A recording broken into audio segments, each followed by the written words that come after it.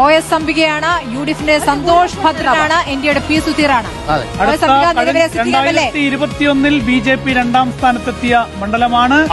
38,262 vote. പക്ഷെ അതുകൊണ്ട് കാര്യമില്ല കേട്ടോ.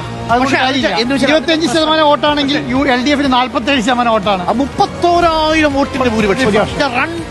റൺ മല എന്നൊക്കെ പറയുന്നത് വോട്ട് മലയാണ്. നമുക്ക് ഈ OS അംബിക എന്ന് പറയുമ്പോൾ വലിയ ഇങ്ങനെ സംസ്ഥാന വ്യാപകമായി അറിയപ്പെടുന്ന നേതാവൊന്നുമില്ല. പക്ഷെ ഭൂരിപക്ഷം നോക്കിയാൽ നമ്മൾ ഞെട്ടിപ്പോ. പക്ഷേ OS അംബിക നമ്മളൊരു വാർത്ത ചെയ്തപ്പോ, കിളിമാനൂർ ഒരു വാർത്ത ചെയ്ത സമയത്ത് OS അംബിക അവിടെ ഓടിയെത്തുന്ന കണ്ടു. അതാണ് ഭൂരിപക്ഷം.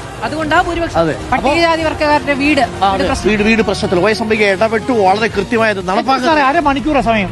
അരമണിക്കൂറിന്റെ ഇടപെട്ടു.